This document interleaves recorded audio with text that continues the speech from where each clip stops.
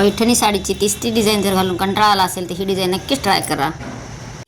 नमस्कार, मी सुवर्णाच फॅशन क्लबमध्ये तुमचे खूप खूप स्वागत. आज आपण मी नऊवार साडीचे ब्लाऊज आहे नऊवार पैठणी शिवलेली आहे आणि त्याचे ब्लाऊजचे डिझाईन आपण नेहमी तिसरी डिझाईन करतो. तर ही थोडी हटके डिझाईन आहे. तुम्ही खूप सुंदर डिझाईन होणार आहे तयार. तर तुम्ही हा व्हिडिओ संपूर्ण पहा, स्किप न करता पहा, म्हणजे तुमच्या संपूर्ण लक्षात येईल. पहा, मी गळा रुंदी टाकली आणि गळा उंची घेऊन चौकोनी बॉक्स आखलेला आहे. तुमची गळा रुंदी आणि तुमच्या मापानुसार कमी जास्त करू शकता आणि गळ्याचा आकार देऊन घेतला. जसं मी व्हिडिओ दाखवलेला त्या प्रमाणे गळ्याचा आकार देऊन घेतलेला आहे.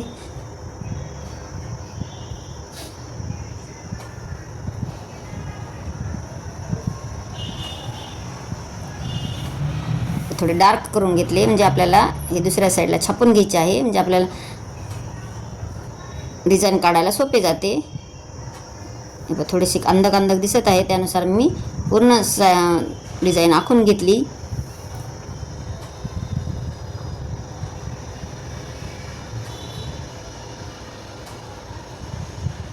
डिझाईन आखून झालेली आहे. आता मी खाली मेन फॅब्रिक आणि त्याच्यावर अस्तर ठेवून ही पूर्ण डिझाईन जशी आहे तशी स्टिच करून घेणार आहे. म्हणजे चारही साईडने टिप मारून घेऊन आपल्याला जशी डिझाईन आपण जी आखून घेतलेली आहे त्याप्रमाणे आपल्याला डिझाईनला पूर्ण शिलाई करून घ्यायची आहे. आधी चारही साईड शिलाई करून घेतली.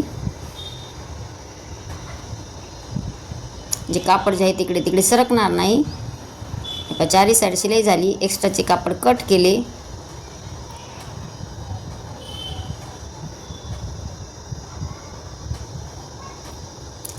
ह्या ब्लाऊजला अस्तरला आणि मेन फॅब्रिकला डिझाईनला थोडे कापड कमी पडत होते, त्याच्यामुळे मी थोडं जॉईंट दिलेलं आहे. आणि जसे मी चॉकने आखलेले होते त्या पद्धतीनेच मी पूर्ण शिलाई करून घेतली.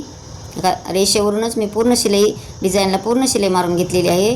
ज्याला आपल्याला डिझाईन जे आहे ते अशीच कट करणार आहे. खूप सोप्या पद्धतीने दाखवलेलं आहे. डिझाईन दिसायला किचकट दिसते, पण ह्या पद्धतीने जर तयार केली तर खूप सुंदर आणि सोपी होते.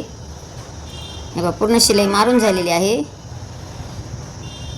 आता जशी शिलाई मारलेली आहे त्या पद्धतीने शिलाई मार्जिन ठेवून आपल्याला काठाकाठाने पूर्ण कट करून घ्यायचे. तुम्ही कट केल्यानंतरही हे जॉईन करू शकता, पण मी जॉईन करून जे डिझाईन आहे ती कट करून घेतलेली आहे.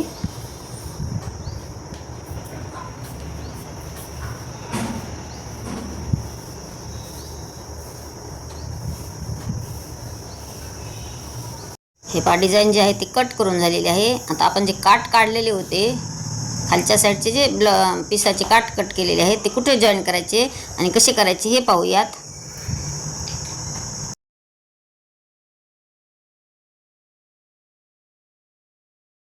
आपला प्रत्येक पार्ट सेपरेट झालेला आहे. आता आपल्याला जी काठाची आहे ती सुंदर अशी डिझाईन तयार करायची. मी वरच्या साईडचा एक पार्ट घेतला गळ्याकडच्या साईडचा आणि असं काठावर ठेवून मी जॉईन करून घेणार आहे. ह्या पद्धतीने असं व्यवस्थित असा काठ ठेवून घ्यायचा डिझाईनवर आणि टिप मारून घेतली.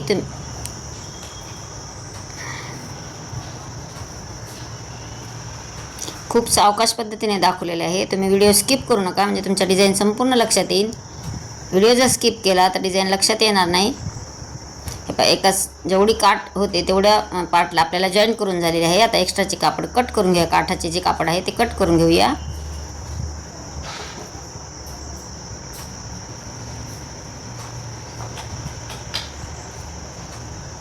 पूर्ण एक्स्ट्राचे कापड आपण कट केले. आता कमी पडलेला जेवढा पार्ट आहे त्या पार्टवर आपल्याला परत असे काठ ठेवून असे व्यवस्थित ठेवून घ्यायचे आणि परत जॉईन करायचे आहे.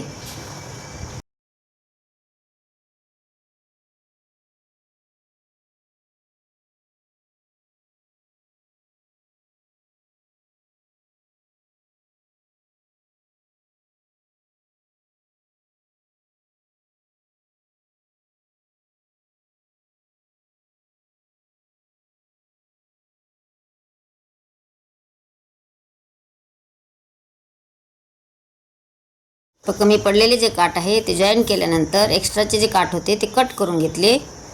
आपला वरचा गळ्याकडचा जो पार्ट आहे तो तयार झालेला आहे. तर ह्याच पद्धतीने मी दुसराही पार्ट तयार करून घेतला.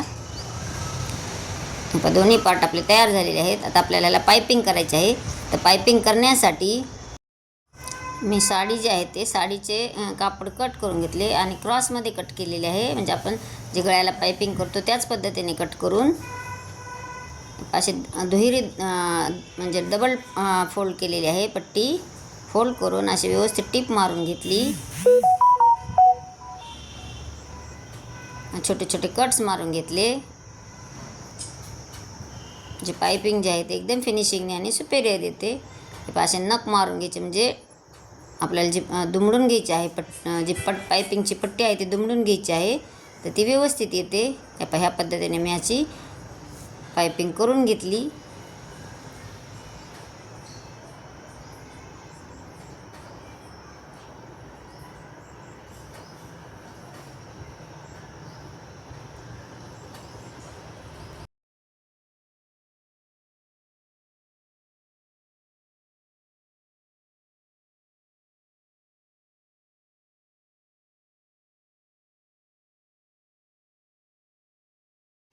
पूर्ण जी पायपिंग आहे ती जशी दाखवलेली आहे व्हिडिओत त्याप्रमाणे मी पूर्ण पार्टला जेवढे पार्टला आपल्याला पायपिंग करायची होती त्या पद्धतीने करून घेतली. आता ही जॉईन कशी करायची ते पाहूयात.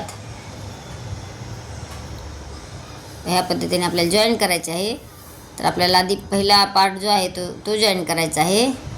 तर मी खाली एक पट्टी चौकोनी पट्टी कट करून त्याला पायपिंग करून घेतली आणि दोन्ही असे व्यवस्थित ठेवून घेऊन जॉईन करून घेतले. डिझाईन जे आहे व्यवस्थित ठेवायची आणि टिप मारून घ्यायची. दोन्ही पार्ट जे आहेत ते खालच्या साईडचे जॉईन झालेले आहेत.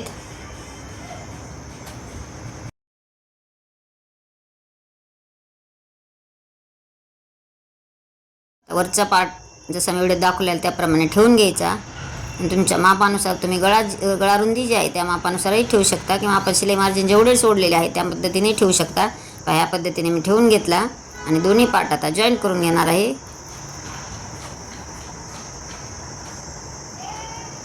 आधी पार्ट व्यवस्थित ठेवून घेऊन चेक करायचे आणि टाचण्या लावून घ्यायच्या आणि नंतर मग आपल्याला ते दोन्ही पार्ट आहे ते एकमेकावर असे व्यवस्थित टिप मारून घ्यायची आणि सुरुवात आणि शेवट जे आहे ते लॉक करून घ्यायचे. म्हणजे शिलाई मागे पुढे करून लॉक करायचे.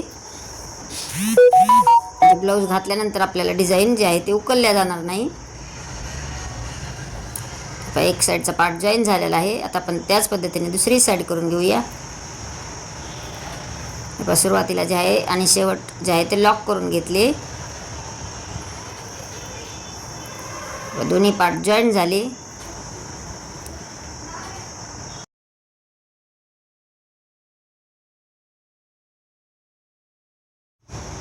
आधी टक्स मारून घेऊयात. अर्धा इंचाची खालच्या साईडला अर्धा इंचीने ह्या पद्धतीने टक्स मारून घेतले. दोन्ही साईडला टक्स मारले.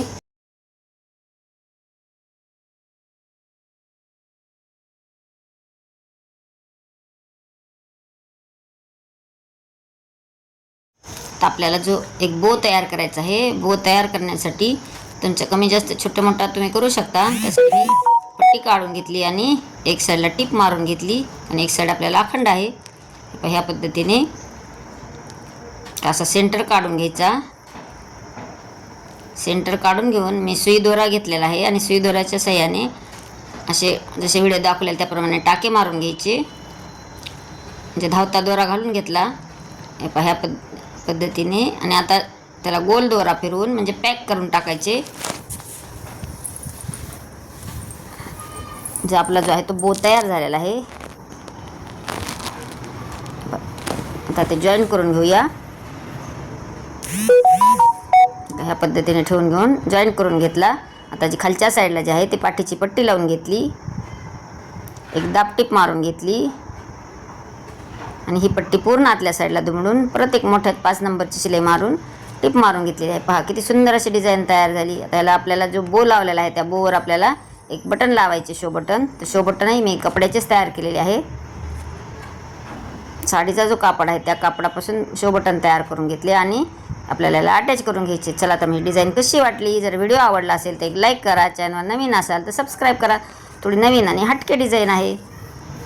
संपूर्ण व्हिडिओ पाहिल्याबद्दल धन्यवाद. भेटूयात अशाच नवीन व्हिडिओमध्ये. Bye bye.